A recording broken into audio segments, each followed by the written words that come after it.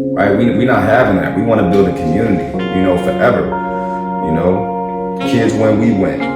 Period.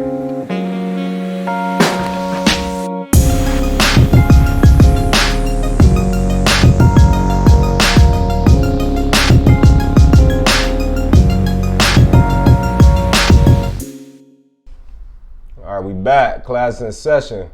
Welcome everybody to another episode of A.M.University. I'm your host, Antoine Miller. I believe this is episode 43. I can't think of no basketball player. You know anybody that wore 43? I can't think of nobody. I'm gonna leave that one alone. Episode 43. Wayne couldn't be here today, but we gotta keep it moving. Julian Dunkley, what's up, brother? Appreciate you for having me. Nah, I'm glad you can make it, man. Glad you can make it. You're doing a lot of interesting things in this community, and I've actually never met you, and I've always looked at you from afar and saw the things that you're doing and saw you grow your brand and do what you're doing for kids, and so it's only right that I had a person of your experience on here to ask a lot of questions that boils my mind throughout the landscape of basketball all the time. So I feel like you're very experienced and furthering this conversation, because that's what it is, furthering this conversation and just getting to the root of these. I'm not gonna call it problems, but just things that need to be, just tweaked for the better, for the better cause of what we're doing here, right? So, you saw a lot of basketball. Let's start off from where you played. You was in a loaded class, actually. Yeah, came out, Tim Thomas, Kobe, Lester Earl, Jermaine O'Neal. A lot of good basketball back then. Definitely. Even in South Jersey, we had Malik Allen, Jules Washington, Nate Johnson, a lot of Matt Langle. A lot of great players came out around that time. You went to ABCD camp too, right? 2 times. Yeah. Now that during that time, kids don't know, right? So you got give them the history at times about. It was Adidas ABCD camp was like invite only for like the top 110 players in the country from all over the country, and it was just a prestigious type camp that you go to and just get a chance to test your game, man. If you was a big fish in your area, you got a chance to test it against kids from California, Texas, New York, and every region had a different style of play that you kind of adapted to. So I used to love going to those camps because you get a chance to see how this guy play, and take a little bit from everybody's game and bring it back home. Bring it back home to Jersey with me and add it to my game, but it was good. Absolutely. You committed to Temple, you finished your career at Maine, and you coached at Maine as well, right? Yep. How was that? It was good, man. Good experience. Got a chance after I finished playing pro to go back to my alma mater and coach, get a little experience. I actually coached Ernest Turner his senior year at Maine, and that was a good experience. And then I went to Quinnipiac and coached there for a year, and then after that, that's when I started to develop difference makers. Yeah. Any Jamaican, anybody that knows me, I love Jamaicans. Everybody around me is Jamaican, so to learn that he's Jamaican, that makes the conversation even better. So let's start from here, right? So on a scale of 1 to 10, right? How do you feel as far as the parents and the players?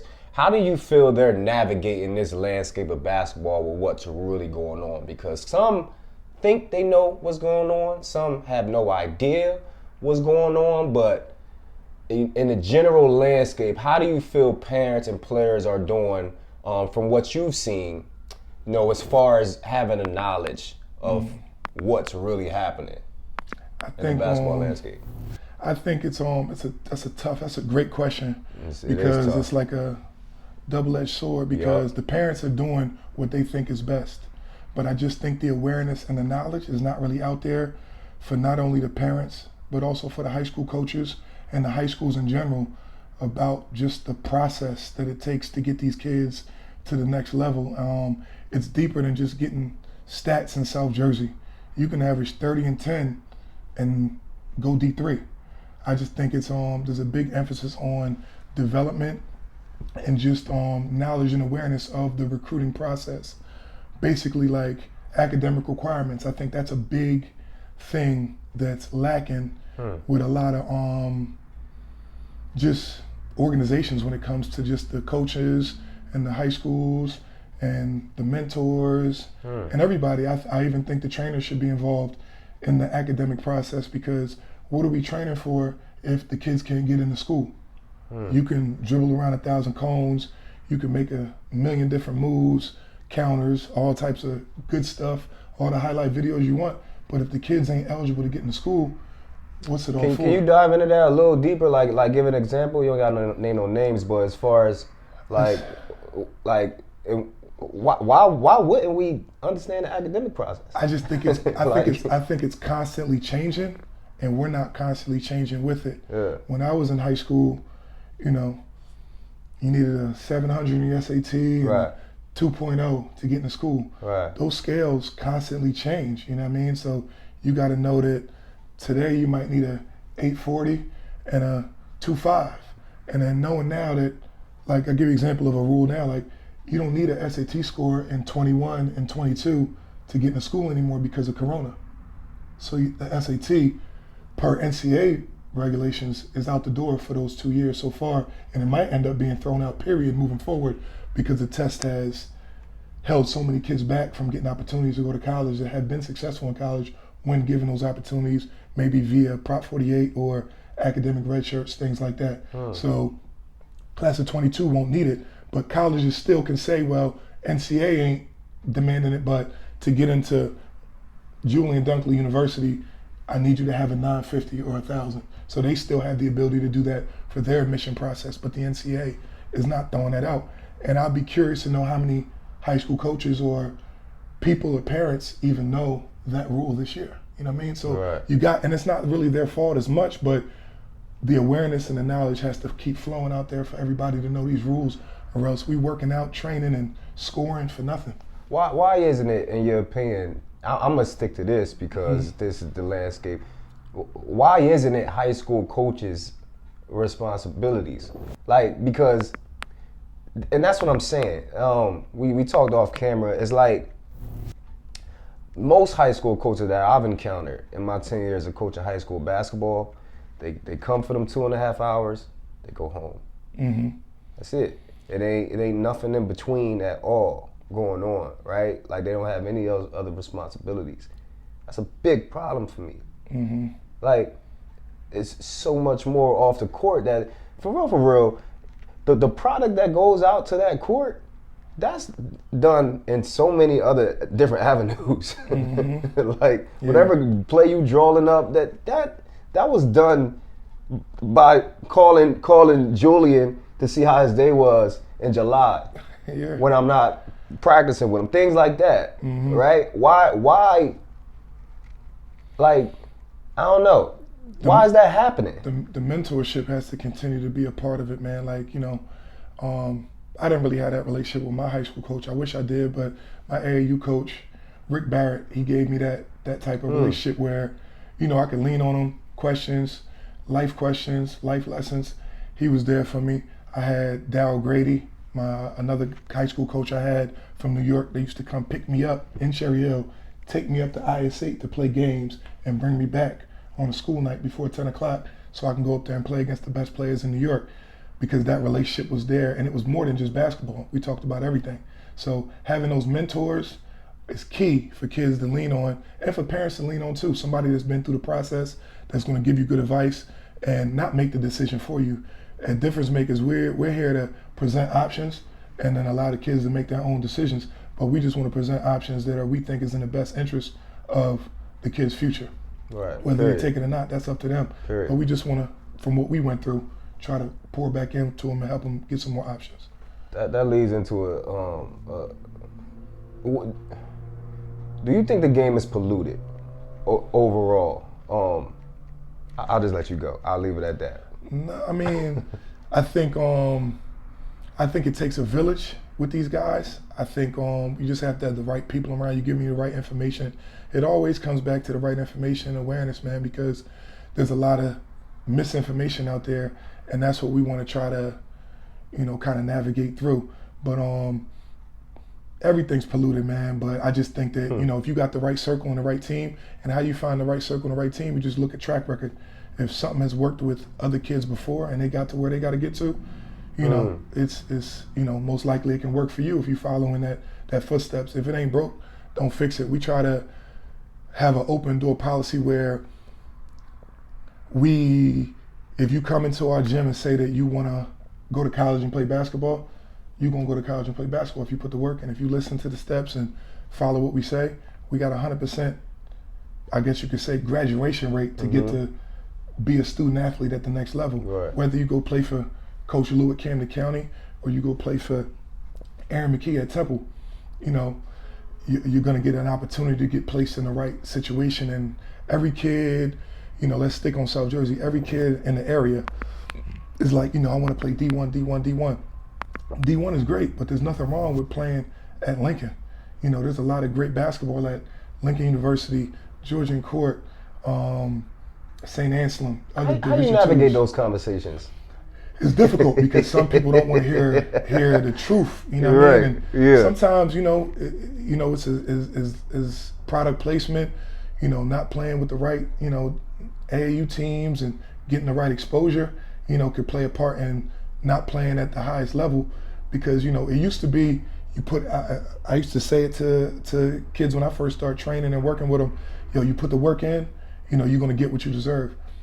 That might not be as relevant as it is today. You got to be aligned with the right people and be in the right circles and play with certain teams to get everything out of the game, man. And, you know, it's not always the easiest conversation to tell a parent or a kid. They're like, yo, you got these on the table. It's not going to make sense to go to prep school. It's not going to make sense to, you know, go to junior college when this is a great opportunity to get a great education and have a good 4-year career playing basketball and getting a great education. Is it our job to, how can I say this? Is it our job to,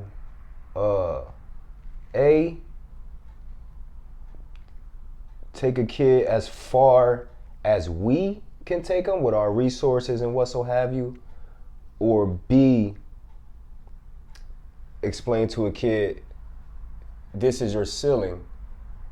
We need to do this right now because this fits you best. I don't even know if you can answer that question. No, that's a good question. I mean, everything's subjective, because I might think a kid's a Division I player and another trainer or coach would be like, nah, he hit his ceiling already.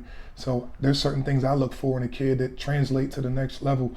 We like to use the lingo, translatable training. Like in our workouts, we're not gonna, you know, no offense to anybody, but I see online sometimes people all over the country grabbing balloons out the air, laying the ball up, things like that, and that might work for them.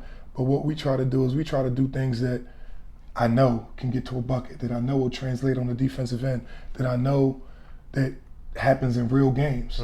So if I see kids that do a lot of that stuff very well, and they have the intangibles and the length and athleticism, I feel like their ceiling can be a little bit higher. And it really is about that ticker and that work ethic. You got kids that I got to drag out the gym, and you got kids that, you know, they looking at their phone that they can't wait to, you know, go down the shore or go do something. Or those kids only tap out at what they tap out. But the kids that really got the hunger to live in the gym and want to keep working and do 2-3 sessions in a row, those are the kids that, you know, that I can envision going to higher levels, because I can relate to that, because that's how I was. And I think what I'm trying to get at is, because you kind of alluding to it, is like the brutal conversations. Like in 2021, for the most part, unless you are established in that type of world, the brutal conversations is frowned upon from everybody. It's like World War II is happening just because you told someone that you feel is the truth.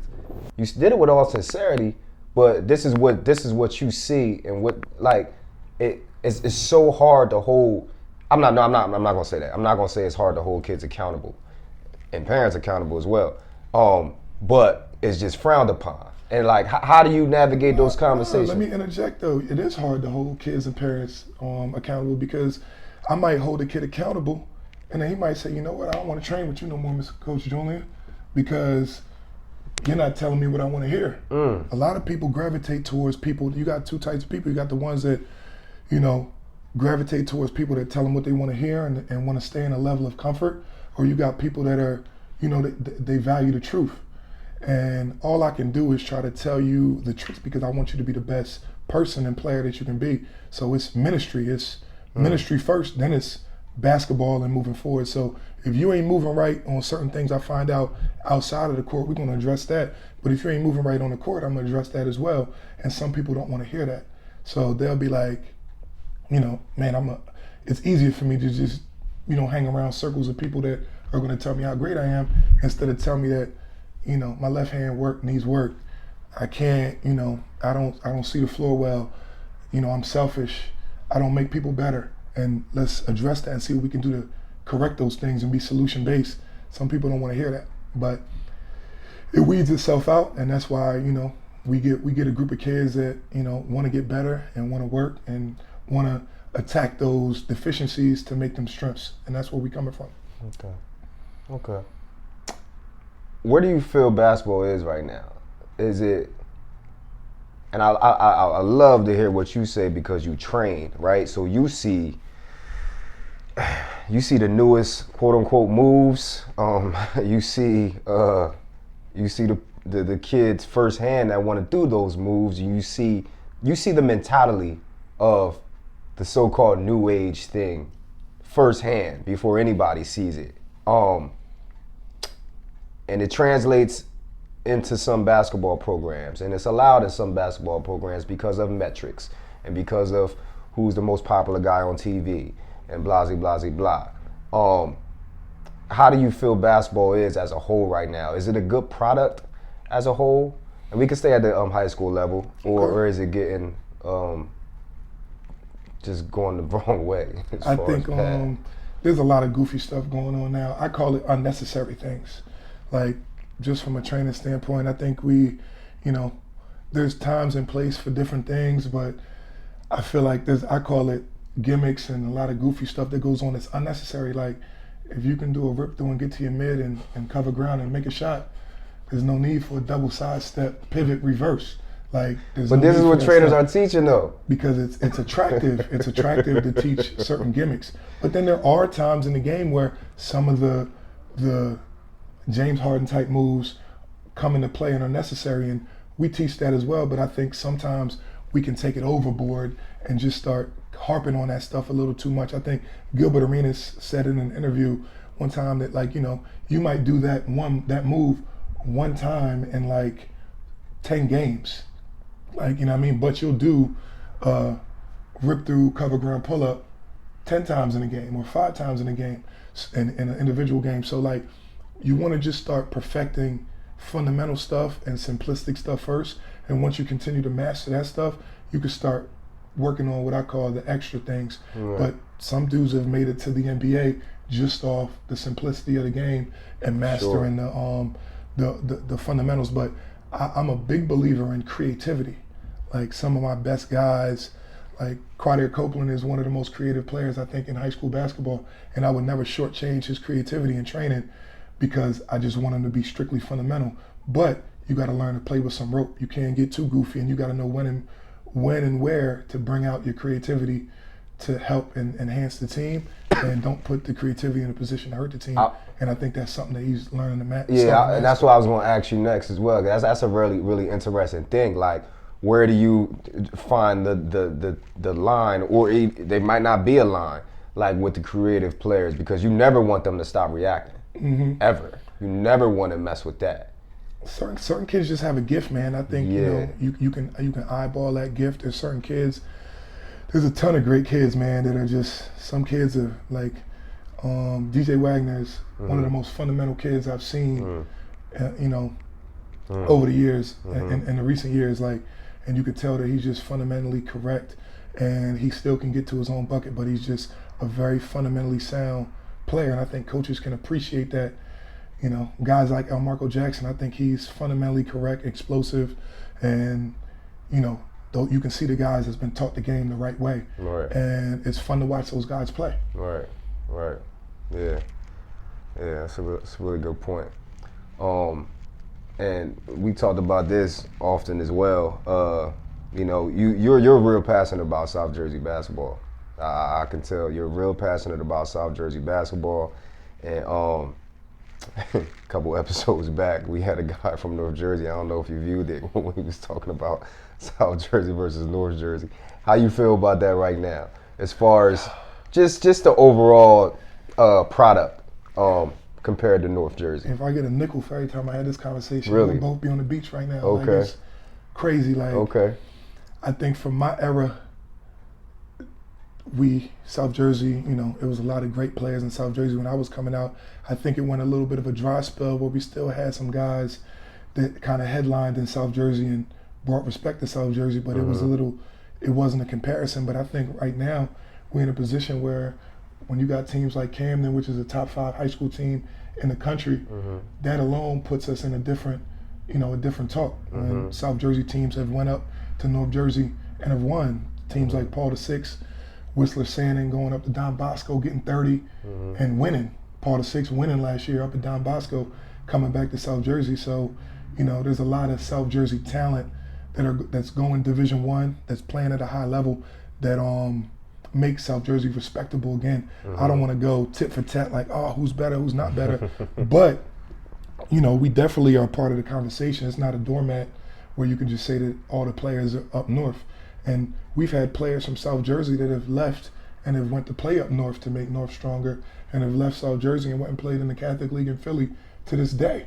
A lot of great South Jersey players have went to Philly, like, guys like Dan Skillings, Roman's team before with Lundy and Hakeem Hard and Lynn Greer. Those are guys that were from Jersey that played in Philly. Right. But if all those guys stayed in Jersey, South Jersey would be, just as strong as any part of the country, not just the state of New Jersey. So, it gets diluted. I think more kids from New York come to North Jersey to help North Jersey basketball because there's some good teams up there, rather than North Jersey kids leaving North Jersey to go play in teams in New York. You don't see that as much. But guess what? South Jersey kids, have been poached on to go in many different parts of the country, not just Pennsylvania or North Jersey, but we get poached on to go all over. So it's always been talent in South Jersey, and there's nothing wrong with going other places either. So I don't mind that. I advocate. I've helped to send kids to all parts of different places because I think it's about the opportunity to get better and evolve as a player, to get the awareness and the exposure. But you can't just diss South Jersey and say that we don't got the talent or we can't compete, because we definitely can and have been. And in the last 2 years, we've shown that we back. My argument with that is always the same though. It's I don't even think it's the actual product's fault. I think it's what is our referee board called? Board 34 or something like that in South Jersey. And I think it's I don't know. I don't even want to know how to term the overall thing of South Jersey basketball, but it's a thing, right? And we play basketball a certain way. That's not like North Jersey. Yeah. That's not no kid's fault. We don't like unless you came to high. We don't like contact in South Jersey. Like, that's how they make the product. Like, I've seen it firsthand. Like, I've seen parents in stands complain about a team that I coach that he's fouling. Like, just because you're that physical. They laughing at you in North Jersey. Yeah. For playing that. What are we talking about right now? North Jersey and New York is the same way. Like, I'm a big believer in the IS8 league up in New York, up in Queens. Like, I've always brought kids. For the last 7 years, we've brought a team. I don't coach AAU. I'll never coach AAU. I just want to train and help kids get to where they got to get to. I feel like there's a right AAU situation for every kid. But I've always got back in my coaching bag to take kids up to IS8 and help them to get that flavor of North Jersey and New York basketball. And the number one thing that the kids come back saying is, Coach, they don't call fouls up here. And that's something that we've always adopted in our gym. I'm the only one that can call fouls, and I don't even pay attention to them playing most of the time. So there's no fouls getting called when we get a chance to compete after we do the drills in our gym and in our workouts. And we've become accustomed to that now. So when guys go back to whatever school, Deptford, Paul VI, Camden High, wherever, Cherry Hill West, Cherry, anywhere in South Jersey, some schools, like you said, I think the High is more adapted that identity of not looking for foul calls and stuff. But no matter what school you go to, like, none of the guys that's coming to gym with me, they don't look for foul calls at all. And I think that's something that I've taken from other areas and try to adapt to our kids so they can just grow accustomed to not looking for foul calls, and it makes you a better player in the end of the day. This is a great segue into talking about the difference makers because, I mean, if any people that watch this show, they hear me say this repeatedly. I think it's our job as we are mentors, whether people want to be mentors or not, whether you're a coach, a trainer, whatever you're doing in this field, we are mentors, right? And it's our obligation to give the information because of what you just said, right? A kid from Palmyra plays basketball the way South Jersey has it. They go to North Jersey to play for the Group 1 state championship, and they're looking for a foul the whole entire game, and they're like, what is this? I've never seen this world. No one has ever prepared me for this world in my entire life. Coach, what is this? And you know what? That type of mentality translates to life. Every day. None of the kids I was not prepared for the real world coming out of Camden High. I say it all the time. Like everybody had their situations and everybody could say good or bad things about it. I didn't learn a thing about basketball from Camden High School. I didn't see a scouting report till I was in college. Like, and I'm not downplayed, that was just my story. But my point being is I was not prepared for the second half of my life at all, whether it's basketball or life, right? That happens so many times in this day and age with these kids. You know, I see the work that you're doing with the difference makers, and I'm just not seeing that type of work enough, right? And it's really frustrating because I just feel like it's extremely selfish, you know, to not use our talents, because this is a talent. The things that you're doing with the different makers, it's a talent, right?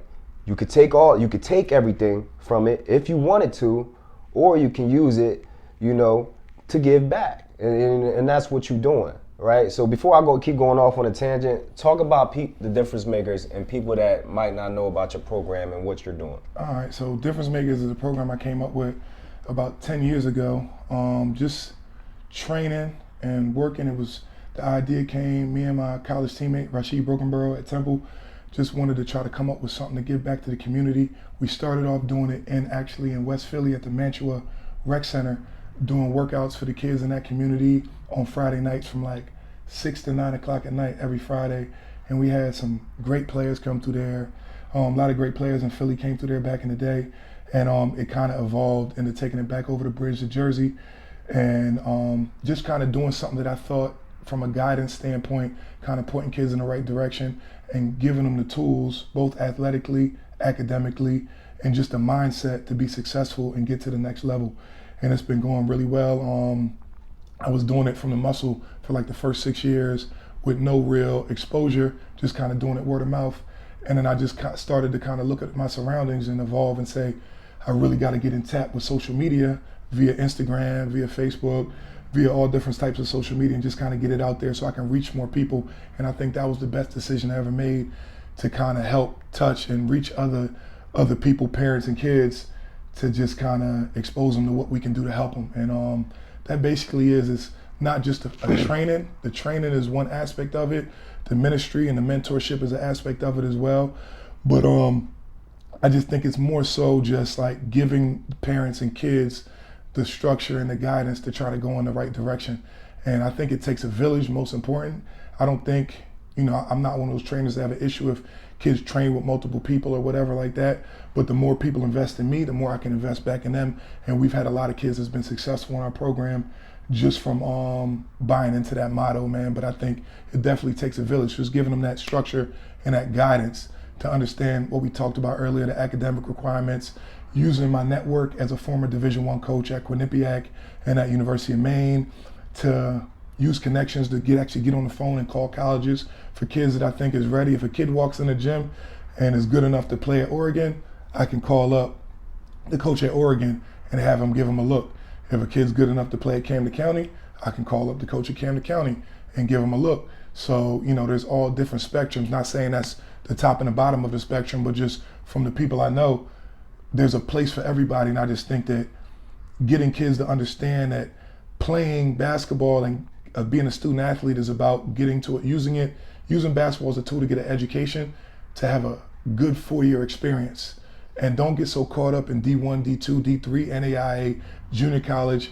Just get caught up in the school and the fit is going to be perfect for you to have a good 4-year experience academically and athletically and put you in position to be a productive part of society. And I think that's something that we really key on, and we don't really get caught up in the hype. We just try to use our connections to get kids where they need to go. And I think it's been pretty successful so far, and we look forward to expanding in 22 and 23 and just becoming bigger, doing more high school events. I mean, we branched off and doing the high school event at Trenton Catholic. I did that with RJS, and we brought a lot of great high school matchups that people ain't see before. I was able to do it with the Difference Maker Elite Open Runs during the COVID period. We was able to get a safe COVID-free environment to have guys get exposure, and did a situation with Baller TV to stream those open runs for 8-9 months straight. So kids that didn't have high school seasons were able to not only play against some of the best players in the area, but also get scholarships from the open runs and get well-needed exposure. Some kids made out better playing in the open runs than they would have had even playing for their local high school. So that was a blessing to be creative and come up with something like that. I partnered with the Miller Report on that scouting agency, and partnered with Del Val Hoops on that with Ari Rosenfeld and Randy Miller, and that was a blessing in itself for the kids and for difference makers and just things like that, man. Try to think outside the box to do things that benefit these kids so they can continue to move forward and use this game as a tool to get to where they got to get to. I ain't got nothing else to say, man. We appreciate you, bro. I'll say that on air. Let them know your handles. You can Julian Dunkley on Facebook, and biggest thing you can reach out and see some of the workouts and some of the things we're doing is Difference Maker 1 on Instagram, and we're very active on that. Reach out if you need any help, any questions about anything. It ain't about just coming and paying for training. It's if you got a question about the process, I have no problem reaching out and helping you and guiding you from that perspective too. And I just want to put this out there. Everybody's welcome to come and try to get an opportunity to work out. Those that might not have the finances to do it, we do obtain scholarships for kids and financial backing for kids that can't afford it. So we don't try to turn nobody away. So just, hit me up on Instagram or on Facebook and let's work. Thank you for the opportunity to come to your show.